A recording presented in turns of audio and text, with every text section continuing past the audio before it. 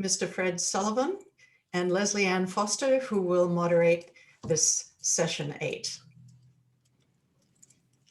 Thank you. Well, welcome to our call to action panel. So we've learned a lot of great things from the top experts in the field. We've heard from the patriarchs. We've heard from Yale. And I want to thank Karen and the technical team, making sure that we could hear this summit in so many languages and come out so hits free. We're going to talk about how to take action, and then we're going to move into the reading of the declaration and the signing of the declaration, where we can all take responsibility and commit to taking action on what we've learned. There's going to be a follow-up video. There's going to be a follow-up report. So it's going to be a wealth of information. I'm Fred Sullivan. I'm Executive Director of the Man Up campaign.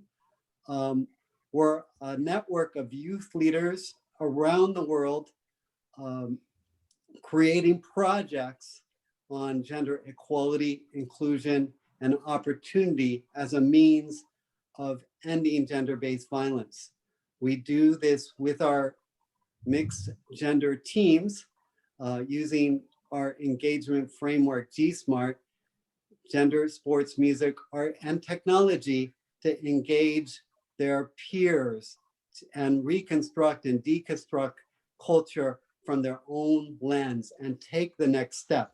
Because not only are the conventions that we're working at on the UN, Women, Peace, and Security 1325, we're working on stopping sexual harassment and gender-based violence in the work with the new ILO 190 convention, which we're asking countries to ratify. But we will only create communities and cultures of peace if our young people and our intergenerational efforts really work to stamp this out. So I think one of our last panelists said there's no peace there's no peace without peace in the home.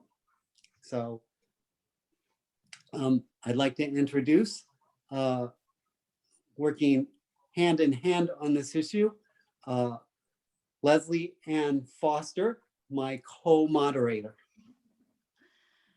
Good afternoon from South Africa, everybody. As you've heard, I'm Leslie Ann Foster. I'm the Executive Director of an organization called Masimanyane Women's Rights International. We are a locally rooted, globally connected organization. The main thrust of our work is on ending violence against women and girls, and we've been doing this for some 20 years. We also host the International Network on Violence Against Women within our organization. So we work across the African continent, and now we've included other continents that we work in Asia, in the Pacific, and so forth. I'm very much a grassroots activist. That's the work that my organization does.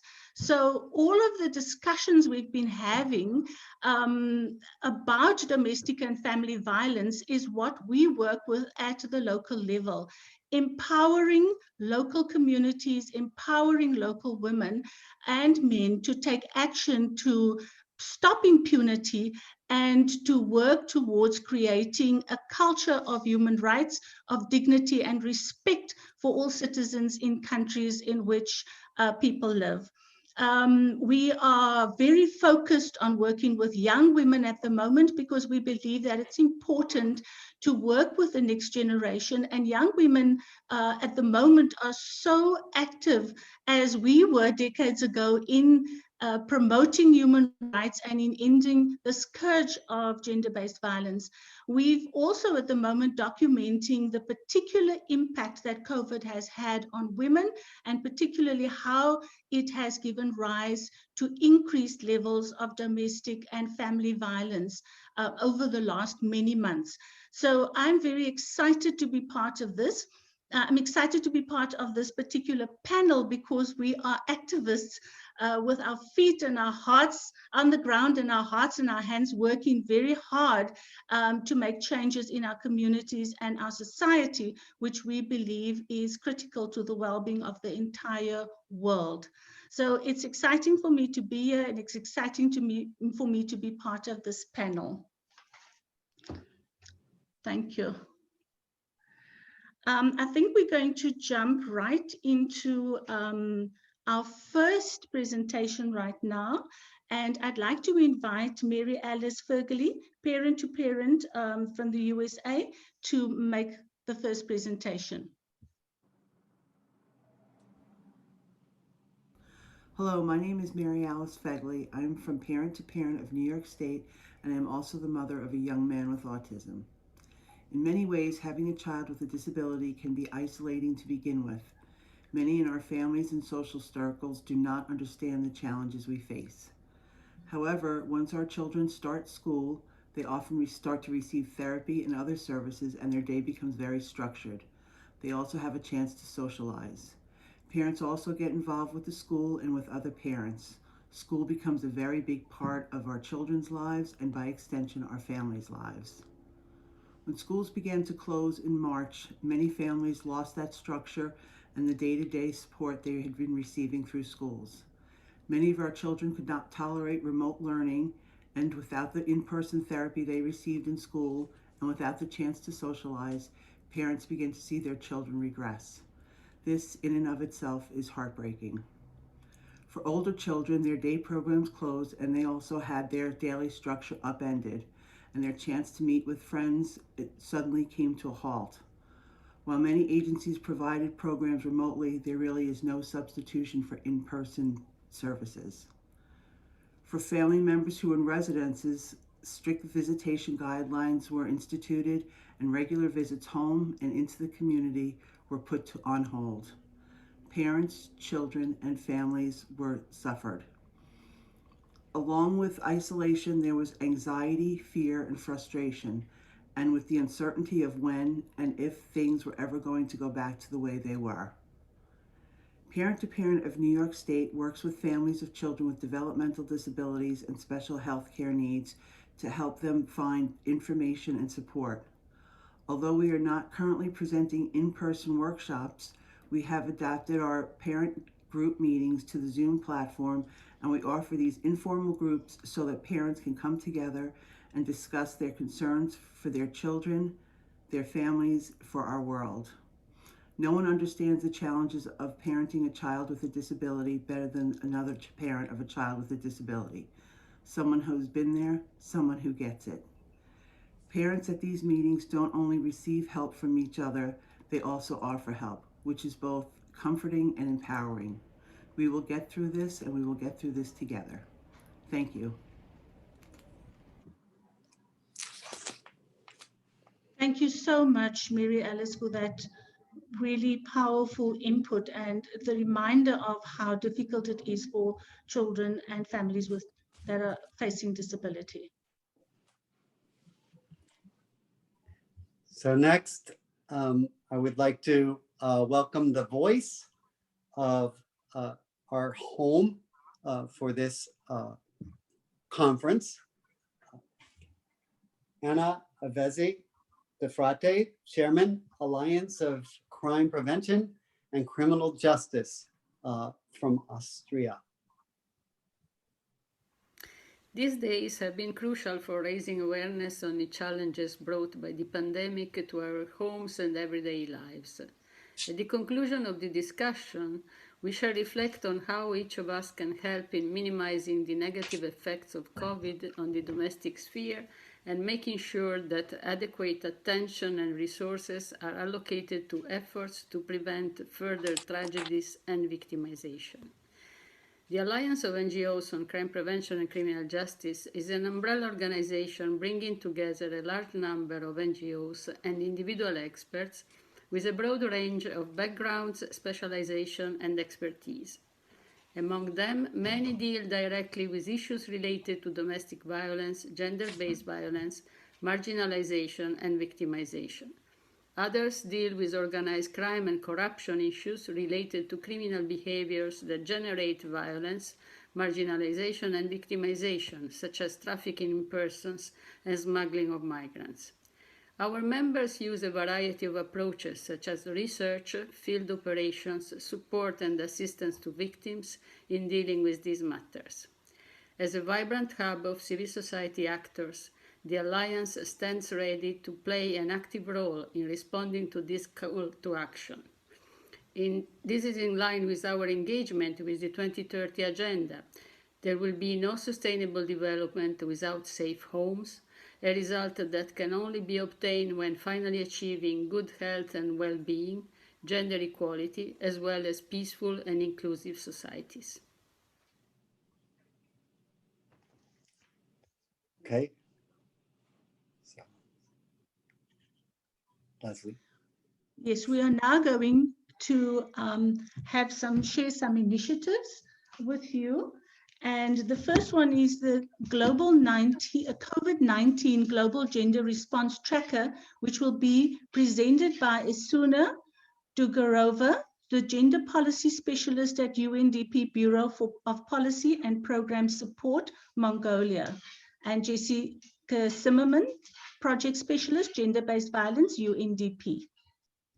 Over to you.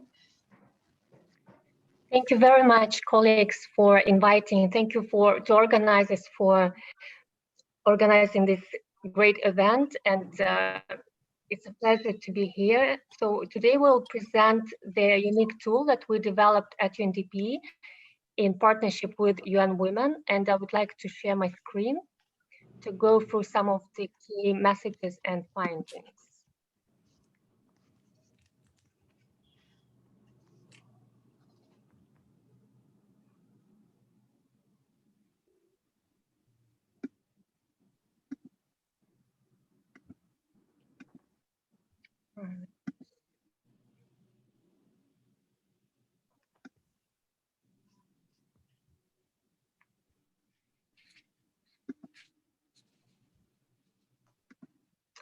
Maybe Jessica, can you share that, please? It doesn't identify here.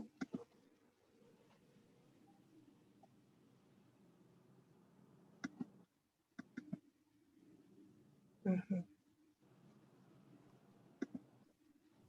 Oh, there we go. Okay. You see it? Yes, we do. Okay, okay, Jessica, I manage it. The computer found it.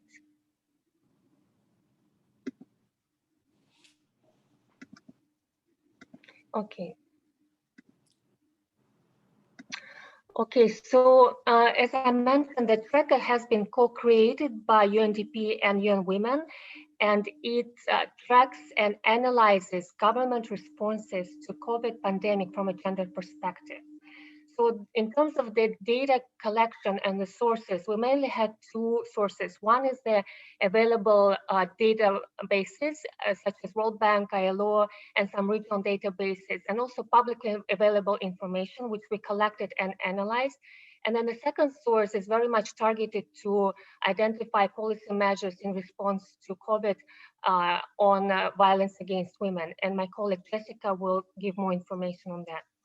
So you can see this tracker on the website that is provided here. Please feel free to check the methodology and come to us with any questions you may have using the email provided there. So the tracker so far identified over 2,500 measures in 206 countries and territories. And it provides the overall regional analysis by different income group, by fragility status, by SIDS and LDCs, and also provides all the details on actual policy measures. So what we have seen so far is that out of all countries, there are 164 governments that undertook over 900 gender-sensitive measures in response to COVID. And by gender-sensitive measures, we mean those that address gendered risks and challenges in the COVID crisis, that is violence against women and girls, economic security, and unpaid care work. Something to keep in mind, colleagues, this is a living database, meaning that we will update further, we collect more data across other categories, and we'll also validate all the data. So what the current analysis shows that the majority of gender-sensitive measures have focused on stepping up action to address violence against women and girls. And this could be seen as a heartening response to the UN Secretary General call to action for member states to counter the horrific surge in violence against women and girls in this crisis. At the same time, you see that there are fewer efforts that have been taken to target women's economic security and unpaid care work, with only 177 and 111 matters, respectively. Now, let us look a little bit more closely at what has been done by governments to address women's economic security and unpaid care work. So our analysis has shown that overall global social protection and labor market response has been largely gender blind. So as this graph shows, out of 110 social protection labor market measures that have been adopted in response to COVID, only 10% target women's economic security and only 8% support unpaid care work.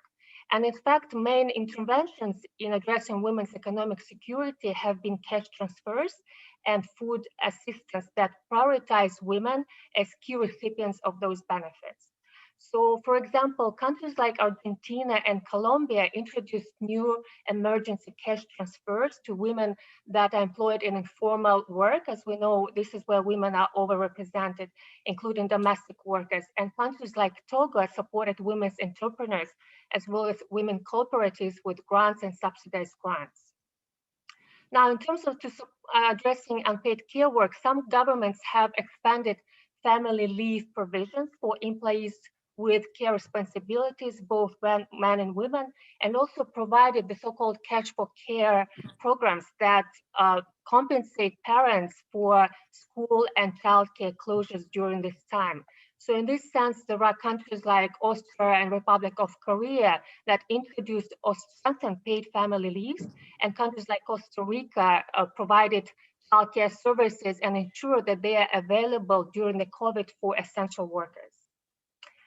So another point to make here, and this is something has also been highlighted in the tracker and the fact sheets that are available on the website, is that similar to social protection and labor market response, only few fiscal measures provided resources to female-dominated sectors of the economy, like tourism, like education, healthcare.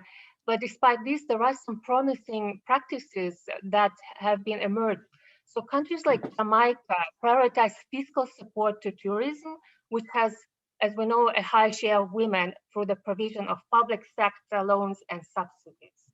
So there's a lot to learn from this response, from these good practices, as well as policy gaps. And here are some of the examples that I mentioned, but due to the time limitations, I won't have time to go through, but we're happy to share this presentation, and you're welcome to get in touch with us. I'll provide an email address that you can contact us through at the chat. And please feel free to use this tracker for advocacy, for research analysis, communication, because ultimately we do want to hold governments accountable, and you are the critical force to help us in this. Thank you so much. And now I will hand over to my colleague Jessica, who is our expert on gender-based violence, and who can delve deeper into the response on violence against women. Thank you so much for this. Great, thank you so much, Esuna, and thank you so much to the organizers of this important conference, and for everyone for showing up today. It's really a pleasure to be in community with you all. Let me just work through some of the technical details. So yeah, as my colleague Esuna had mentioned, my name is Jessica Zimerman. I am with the UNDP gender team working on gender-based violence. Due to time constraints, I will be focusing exclusively on the tracker as a tool that we do hope will be of use to everybody on the call here today. And hopefully there'll be another time to talk about the programmatic work that UNDP is doing in over 80 countries to support survivors of gender-based violence. So looking at the tracker, we broke down the data on GBV and violence against women into several different categories to try to better understand, what was being prioritized and where the biggest gaps were. So the broad categories, the broad measures are, the integration of violence against women into COVID-19 response plans, because what we want to see is that this is something that's put at the core of government priorities and response that recognizes the differentiated gender needs between women and men, and how the pandemic is exacerbating the existing pandemic in the pandemic, which was violence against women.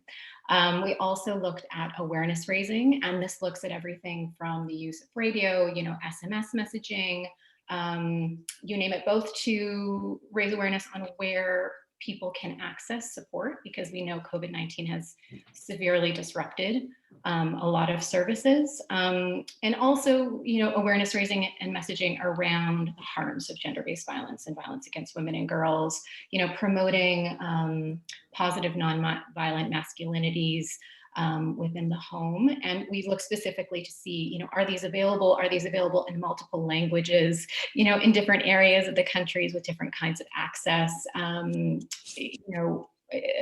also accessibility. We looked also at strengthening of services, so things like shelters, psychosocial support, legal and health services. Have shelter capacities been expanded to meet the increased demand? So we saw things like in France, they made hotel rooms, I think it was 20,000 hotel rooms available for women needing immediate shelter. Are legal services available remotely? You have many countries, including Colombia and Canada, that are now conducting hearings online. And as the shift has gone online with so many services, our GBV service providers, are they being trained? Do they have the technologies and the training to be able to maintain the standards of ethics and safety that is necessary when conducting this kind of work? And also looking at, things like police SOPs. In Spain, women are exempt from lockdown if they are leaving a situation of domestic violence. So, there's a certain amount of coordination and communication and updating of the SOPs so that police are aware of this and do not criminalize what is actually non-criminal activity. And we also looked at data collection. And what this shows is a picture of, although, within the gender sensitive measures, there is a lot of focus on measures for violence against women and girls. A lot of this is devoted to strengthening services. So things like helplines, reporting mechanisms. There is a fair bit of awareness raising. We do see big gaps, though, in terms of violence against women in COVID response mechanisms and plans. There is only 8% of measures that we're looking at that. And concerningly, it's not on the graph here, but only 35% of countries have treated measures on violence against women and girls as essential services. And very few of the measures are adequately funded. So this tells you just a partial part of the picture. We also see very few countries are using data and doing data collection and use. There's only 41 measures across 36 countries. And this actually, it sounds quite concerning, but I think considering all of the complications around data collection given the pandemic and increased risks around confidentiality and safety and privacy concerns, I hope that this number is actually a reflection of that rather than anything else. And what I also will say, just in terms of gaps, is that there's very few measures that address online violence, which we know has also increased during the pandemic. As inequalities and violence that exists in the analog world, they're being reproduced and actually in some places exacerbated online.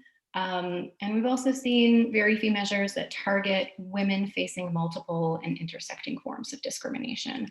So there's very few measures that specifically target trans women, women with disabilities, and we see in the treatment of, if measures are designed to treat women and girls as homogenous, there's a big gap there, because we know that what we need is an intersectional understanding and an approach in order to really stand up and be there and ensure that no one is left behind. So just to summarize, I think that the tracker tells us many of the things that I think a lot of us knew intuitively, in that a lot of support or a lot of focus from governments is on strengthening services for women survivors of violence, but response is really lagging in terms of making prevention and redress of violence against women and girls an essential part of national and local COVID response plans. And I think the real strength and added value of the tracker is that it provides the cold, hard facts and evidence where that, advocates and practitioners that we can use to shape advocacy and policies to ensure that they are data-driven.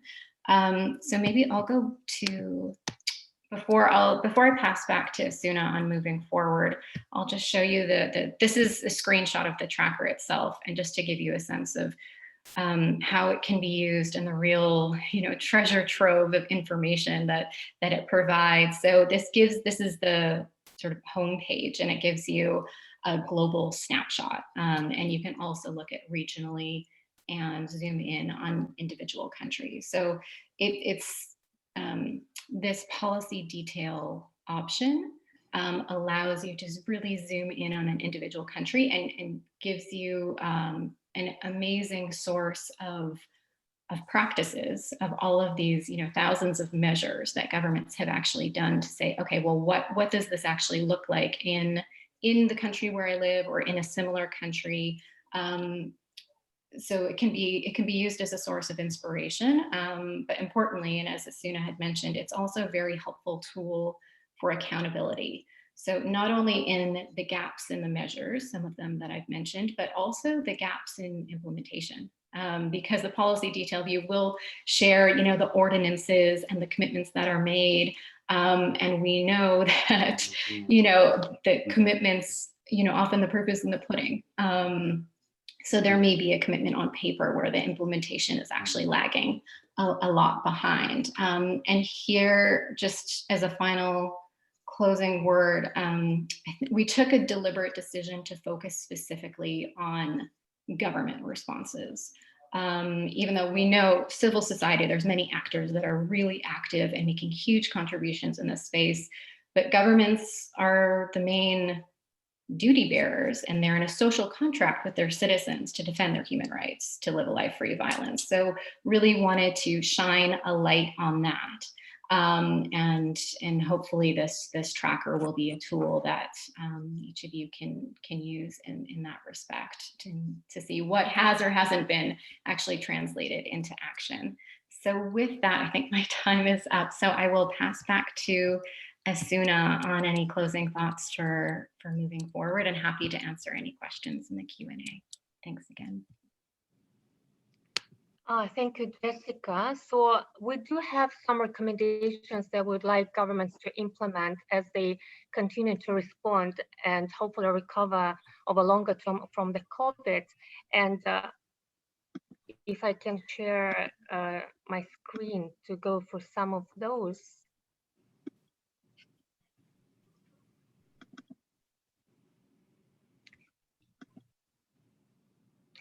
So first of all, we do encourage governments to invest in gender-responsive social protection, where we should prioritize universal social services and especially national care systems.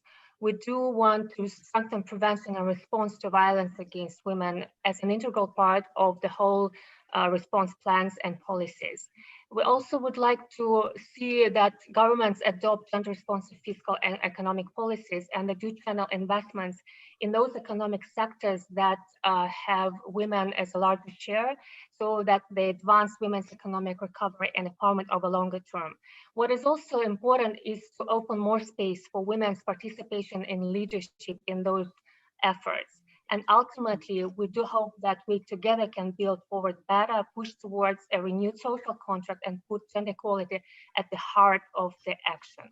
So what I would also like to add in my concluding remarks is that as we expand the tracker, there will be new dimensions on digitalization, on women's economic and women's participation and leadership in politics. And also we will add budgets for those measures that have been implemented, and also adding a dimension on green recovery. So please check the tracker as it develops and don't hesitate to contact us if you have any questions. Thank you. Can I ask whoever is speaking to mute their microphone, please? Thank you. Esuna and Jessica, thank you so much for a really insightful presentation on the tracker. I think all of us have found it very exciting, and I think that we'll use it very widely in the future. Fred? Yes, so this is really great. The foundation of taking any action, which we hope that that's what we're going to do, is we need this type of data to gain an accurate understanding of what's actually happening, getting the disaggregated and local data to create metrics and evaluations for our evidence-based projects and programs.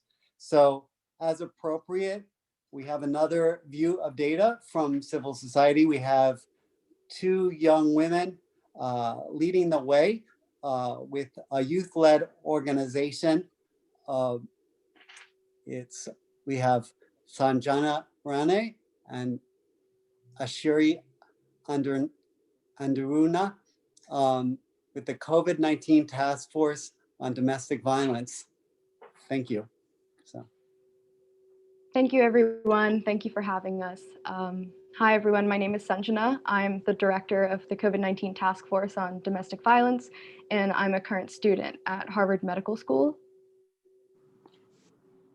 And hi, everyone. My name is Ashri Anurudran. I recently graduated from the University of Cambridge with a master's in public health, and I am the founder of the COVID-19 Task Force on Domestic Violence.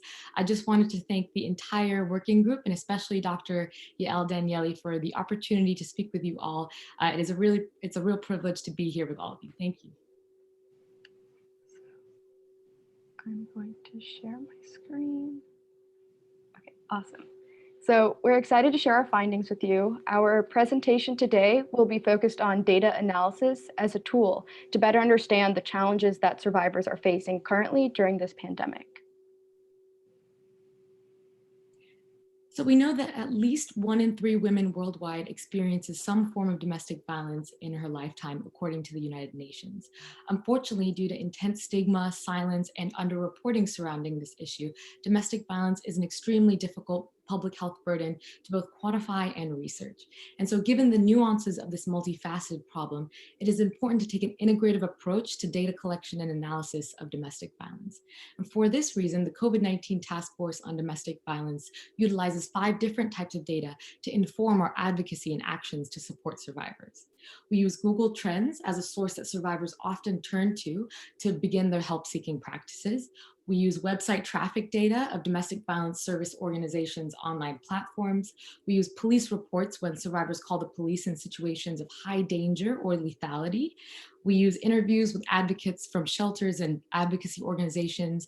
And we also use media reports from across the world on domestic violence to research and better understand this pressing challenge. So most of our research that we'll present today will be focused on the United States, but our hope is it will expand to the rest of the world at some point too.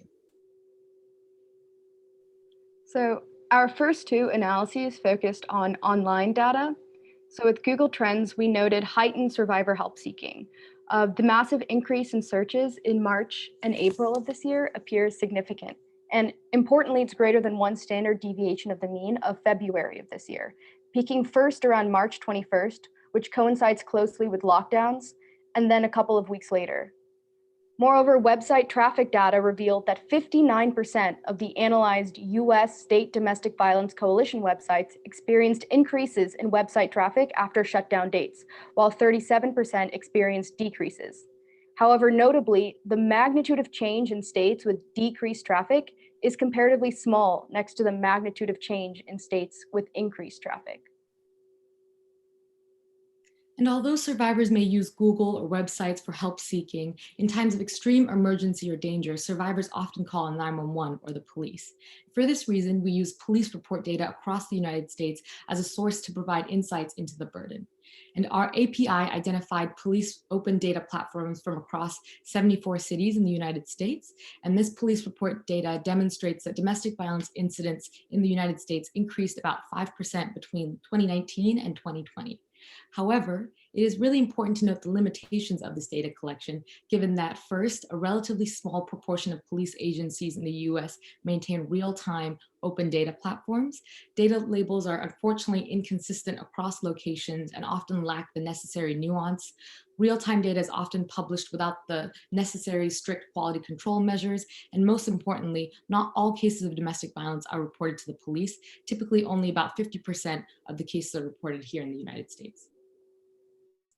Yeah, so in order to take some of these limitations into account and to take this analysis a step further, a pseudo difference in difference analysis was conducted, and it demonstrated that the increase in the proportion of family violence related calls during the pandemic period is consistent across geographies. The observed variations are likely motivated by different pandemic-induced changes, such as shelter-in-place policies. But in order to fully understand the experience of domestic violence survivors, we need to turn to those working on the ground.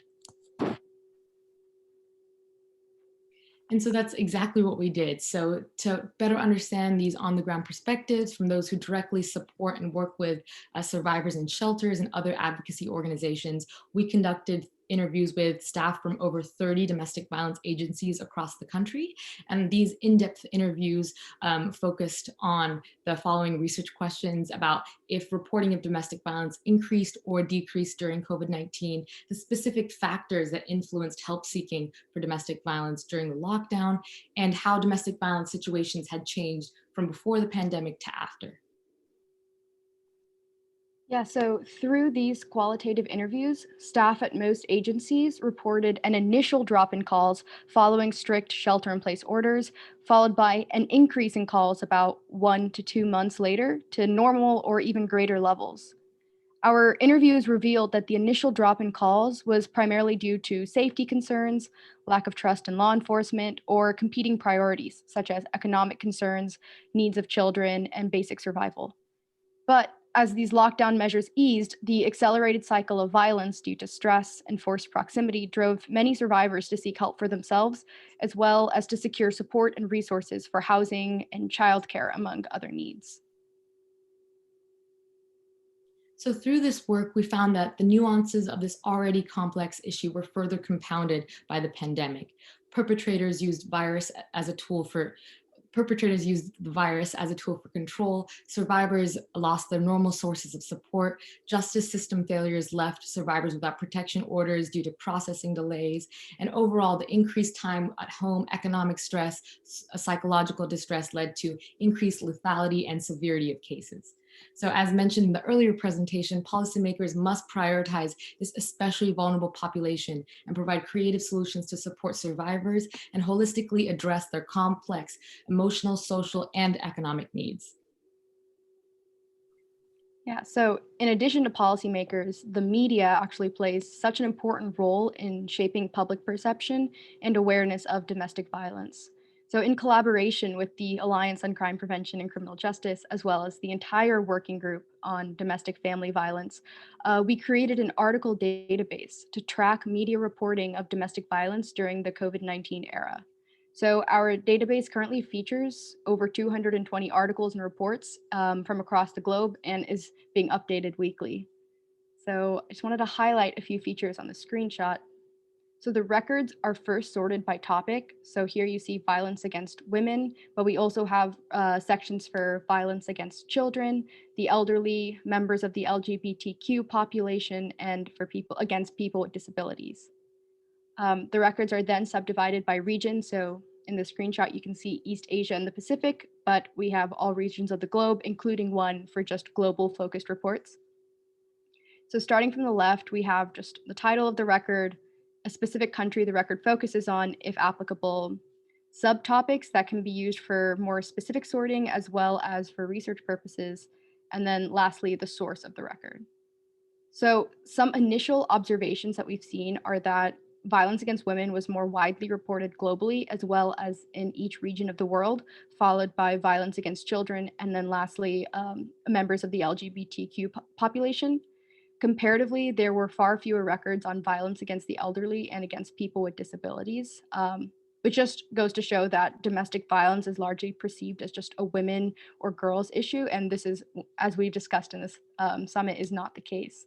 But as we continue updating this database, we hope that this will be a useful data source to research how media reporting has evolved during this crisis. So ultimately, our work across these 5 different types of data demonstrates that given the complexity of this multifaceted burden, there's a pressing need for standardized methodology to data collection and analysis. And furthermore, an integrative approach to data analysis is necessary to effectively understand the holistic picture and the nuanced challenges that survivors are currently facing. More importantly, real-time data and ongoing analysis that informs and translates into action is imperative to moving towards a world with no more victims. Thank you so much for your time.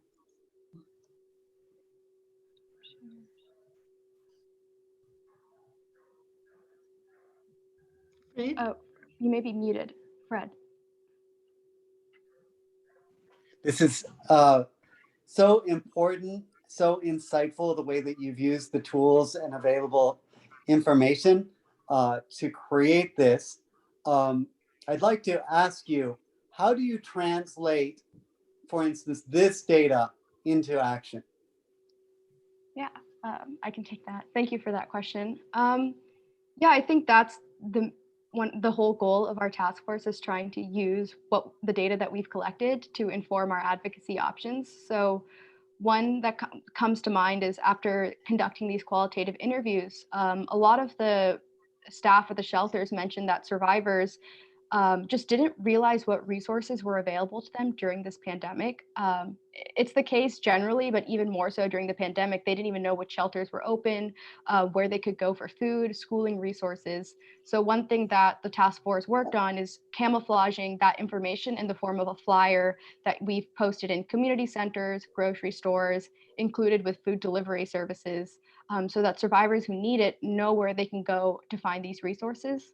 Kind of a side project has been getting that translated into as many languages as possible, because we also recognize that minority communities and non-English speaking communities are also most at risk for just COVID-19, but also kind of outside the safety net of some of these resources.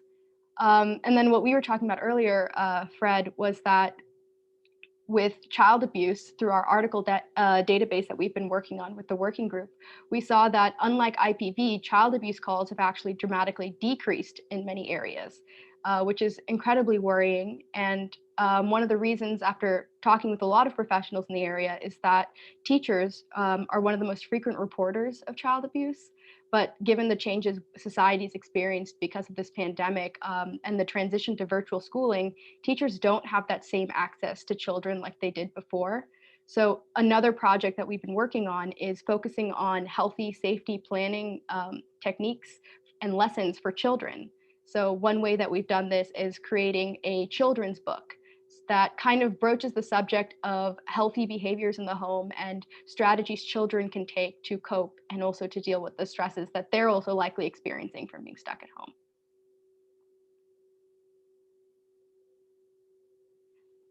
Oh, I think I muted again. Oh. Thank you for that. That's really great. So next, we would like to move from action to engaging all of us into action. So we're going to move to our declaration event. So if everybody could move to allianceeventhub.org, where you gained entry. I'm going to give you some time. Here we are. You're going to see a gold button, which you can press right there. And, you know, there's a great many people in this work group. Yael and myself and others have really gathered some of the top people working behind the scenes, as well as the people that they gathered in front. The voices were a tremendous task to create. The concept note was poured over by everyone and you know, guided and founded by Yael. That's guided us. We translated this now into this final declaration, eventually the study. So we would like to read this declaration to you, and then we would like you to sign, take responsibility and commit to this. And after that, we will continue. Michelle Bachelet will join us for a closing keynote. But let's take the time. Leslie and I will read this for you, and then please start the process of really committing to take action here with us today.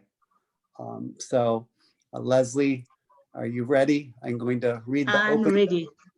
Thank you. Excellent. I just want to thank all of the presenters today for the phenomenal inputs that you have made.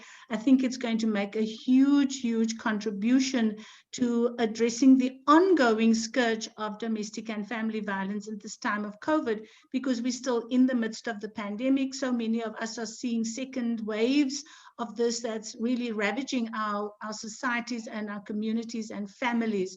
So for me, it was very exciting. But of course, all of the rich input that we've had over these last 3 days requires action. And I think this is what this is all about. So I'd like to begin to read the declaration, the opening part of it, the declaration and the call for commitment and action, as Fred has just spoken about. So it begins by saying, we, the attendees of the International Summit on Domestic Family Violence during the COVID-19 era, are alarmed at the escalating rates and severity of domestic and family violence, critically intensified during the pandemic. Lockdowns, school closings, isolation, limited critical physical and mental health care, distractedly reduced social and communal services. Destabilization of households due to the loss of employment, constrained resources, and conditions of overcrowding have all exacerbated both the frequency and brutality of domestic family violence, resulting in murder as well. Peace and dignity are nearly impossible when violence threatens and interrupts in domestic spaces. The most vulnerable to domestic family violence, women, older persons, persons discriminated against because of their sexual orientation and gender identity, persons with disability and or chronic illness, children and youth, refugees and migrants who lack space to socially distance are more defenseless than ever. We must not be indifferent bystanders to the devastation domestic family violence engenders, along with a renewed feeling of shock and outrage. We must be vigilant and stay committed to responding with rights and evidence-based measures to end this scourge. Each of us has the responsibility to ensure human security in the home, where all have the right to dignity and safety, where every person can rest, be restored, and supported to flourish. we, the undersigned, call on all local, state, and national governments, as well as relevant international organizations, together with civil society, to address these tragic consequences of COVID-19 and end domestic family violence throughout the world. We can begin by implementing a holistic approach to well-being that encompasses physical and mental health, social welfare, innovative, evidence-based law enforcement strategies, education in all realms, including culture, religion, and the media, employment, the rule of law, and respect for the environment in our individual, family, institutional, and collective home. We declare our commitment to creating a world where victims, survivors of domestic family violence can be heard and supported. As well, we commit to holding perpetrators accountable and working with current and potential perpetrators to prevent more violence. We must act now to stop the multi-generational transmission of domestic family violence. Continuing to ignore it would be an unforgivable affront to our common humanity.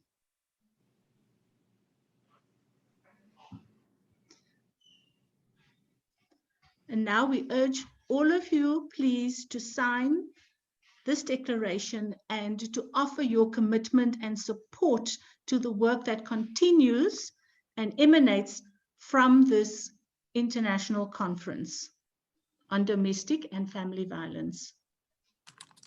Press the gold button. I'm doing it right now myself.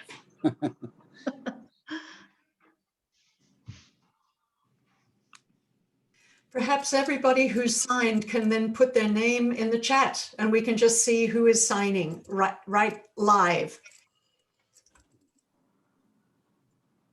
That'd be great. Anna, yes. Sanjana, thank you. They're coming in. Yes. If we had a few fireworks go off with this. Oh, maybe I can arrange that. You've arranged a lot of great technical fireworks for us throughout the last week. I like that.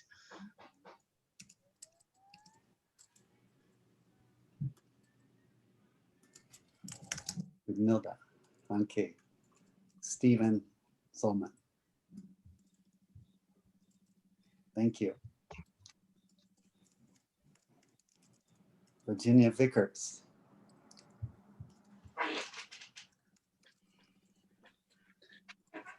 Karen Judge Smith. Edna Iris. Wonderful.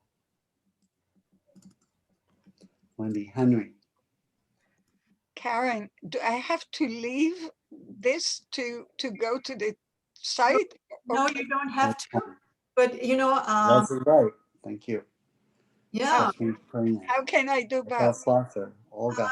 Just click on your browser. No, it's okay. I'll do it later. It's yeah, okay. We know that you'll do it.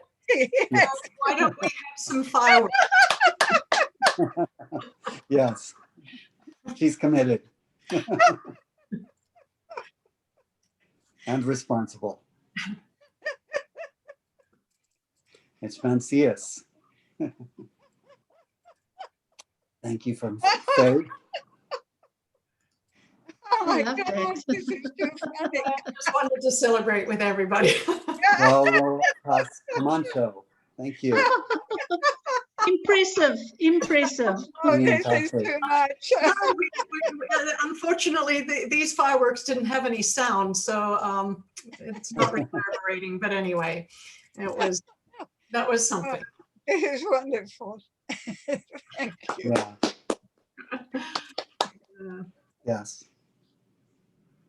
Are we still signing? I suspect people will be signing for a few more days. So. All right. Okay. Yeah. But yeah, we will encourage people to keep going. But I think that's for now. I don't know whether anybody's adding the name. I could maybe just Sabine Riebeck, now. Let me see. Ingeborg Geyer. Oh, wonderful.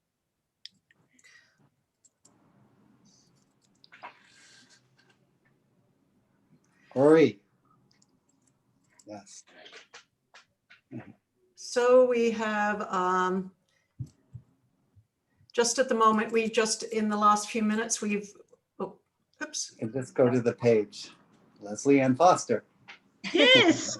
Yes, My it is. co-moderator. Managed to pull this task off. Right. It's been a on screen wonderful here. experience. Yeah, so we have 46 at the man, moment good and boy. growing, and I'm confident we will send this information out to everybody who registered and invite them to sign. Yes. So there'll be, Yes. it will grow, definitely. It'll grow, yes.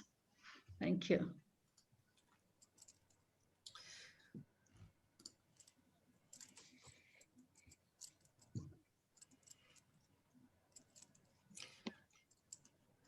So Fred and Leslie, I think you're still ending the panel, or where are we here?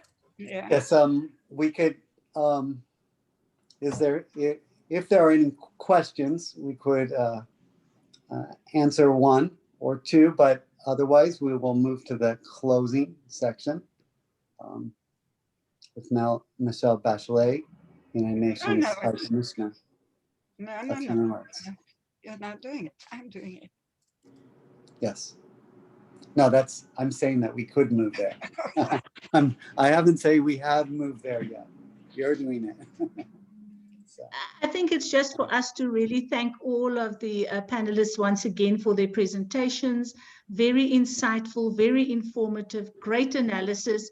And I think it's going to make, as I said earlier, a huge contribution to the work that will continue, especially because we signed this declaration moving forward. And I'm particularly interested to really engage with the material that is presented, with the tracker, with the research that was conducted as well, because I think it's just given us such rich information that can be used moving forward. So thank you to each one of you for the work that you have done in your presentations here, but also for the work that you continue to do to create a better world for all of us, and particularly for women and girl children who survive violence against them. So thank you from me, and over to Fred. Thank you to all the organizers as well, especially to you, Yael, and to Corinne, who's been holding us together, and when I almost fell apart at the beginning. Thank you so much. Those were great last words, Leslie. You have the last word. So on to the next section, and Yael.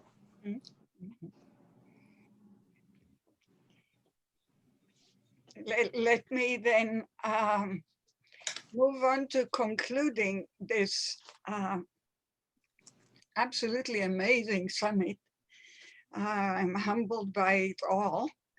And to conclude, we have a matriarch. We have the words of Simone Bachelet, the High Commissioner of the United Nations High Commissioner of Human Rights. So Maya, I was too busy with those wonderful fireworks. Give me a moment to queue up. Okay. The closing remarks. So here we go.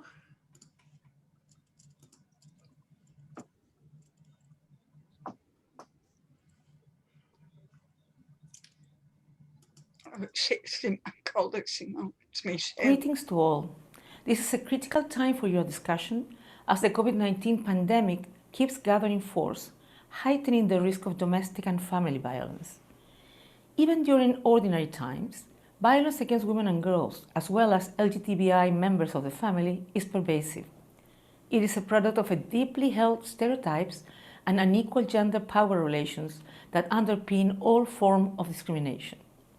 According to one systematic review, over 1 billion children experience sexual, physical, or psychological violence each year, with much of this violence taking place within the home. Today we know that the risk of these forms of violence is growing. Every detailed study, and there have not been many, has concluded that violence against women and children has increased during the pandemic and its accompanying recession. I'm not aware of any current studies focusing on violence against LGBTI people, but I do know of many heartbreaking stories of young people battered and rejected by family members in recent months. Furthermore, as this violence has risen, protective services have been falling away. Movement restrictions and diverted funding has led to reductions in access to specialized services and support systems, including women's shelters. While some countries have implemented 24-hour phone hotlines to offer some support, these have not filled the gap. These factors challenge the ability of women, children, and LGBTI people to access emergency services or temporarily escape the context of abuse. It means people who are locked in with their abusers at a time of heightened risk of violence due to intensified social and economic stress have very few options for escape. UNFPA has estimated that for every 3 months of pandemic-related movement restrictions, an additional 50 million women could suffer violence. It is absolutely clear that domestic violence cannot be deprioritized during this crisis. We need to revive and strengthen all our partnerships and work to ensure that all governments make the prevention and redress of violence in the home a key part of their response and recovery plans for COVID-19. And we need to ensure that high priority be given to police and judicial responses to domestic violence. This means making urgent and flexible funding available for service to victims, including women, children, and LGBTI individuals. Services for survivors of violence should be regarded as essential and must remain open to continue their duty of care to survivors, especially those most likely to be left behind. Many civil society groups doing this work are critically underfunded. They need strong support. And we need to make sure equality underpins everything we do. Women and girls have equal rights to men and boys. LGBTI people have exactly the same human rights as everyone else. We all have the right to live lives of dignity, free of fear, and especially during these challenging times. It is up to us to be vigilant and remain active in our work to care for victims and prevent domestic violence. Thank you for standing up for human rights.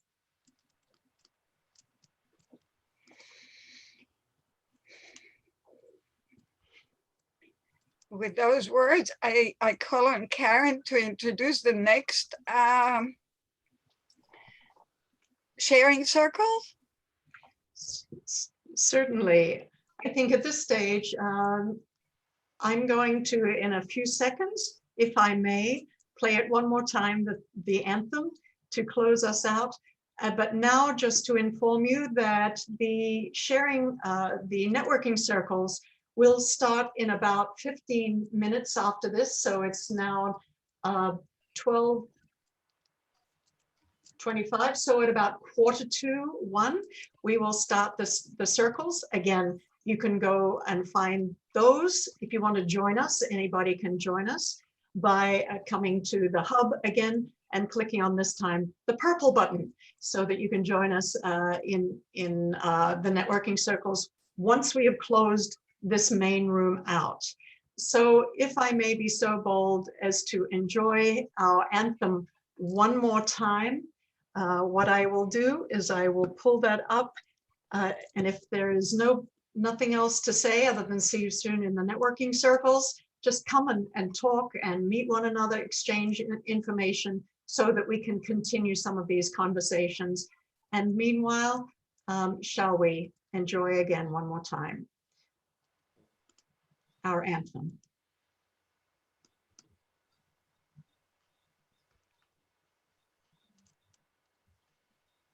Yeah.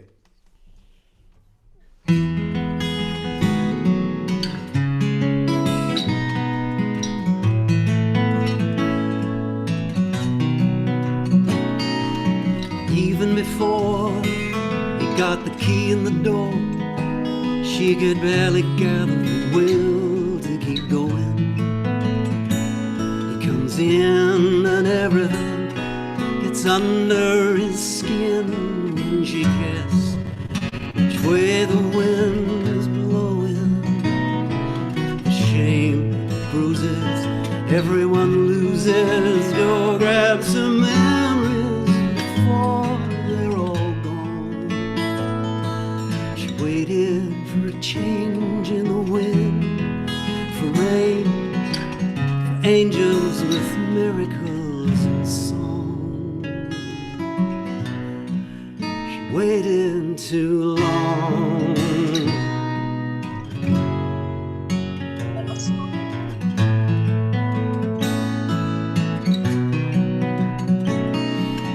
Just after the lockdown, COVID crushed their resolve, and all their dreams disappeared with his wages.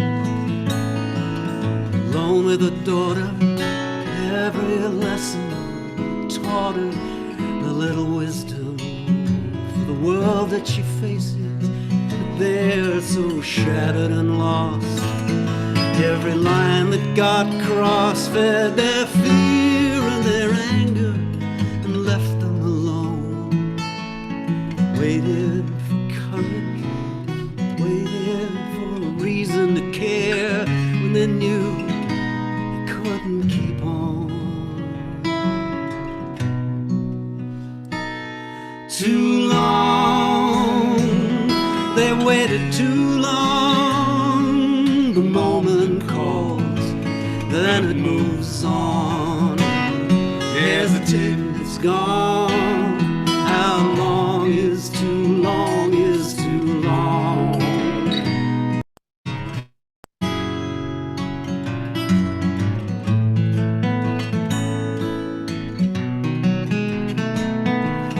Just when our heart was done with its heaving and her nightmare rolled off her and settled, there was a flicker of hope through the pain in the dark, and she seized it, a fistful of nettle, crept to the cradle, the helpless tangle of sleep took her up, love so tender and strong. She waited for silence, waited for their moment to run. Was she right? Was she wrong? Too long, she waited too long. The moment calls, then it moves on. Hesitating, it's gone. How long is too long is too long.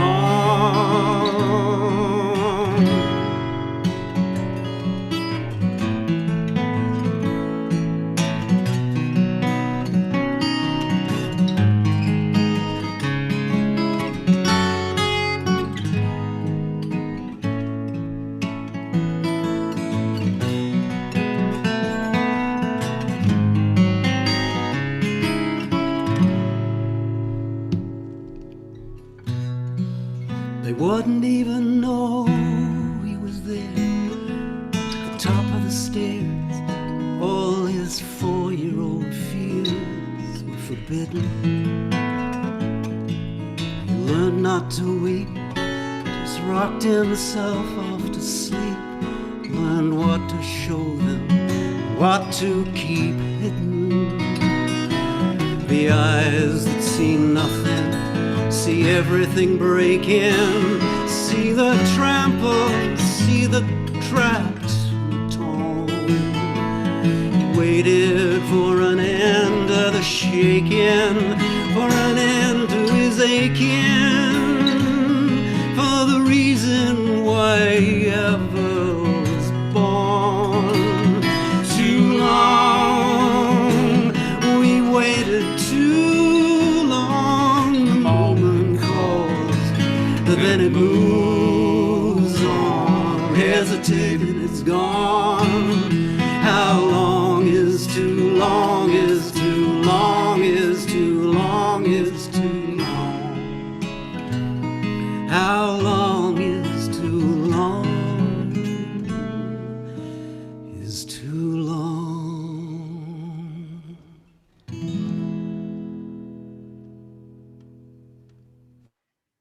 Again, thank you everybody, and especially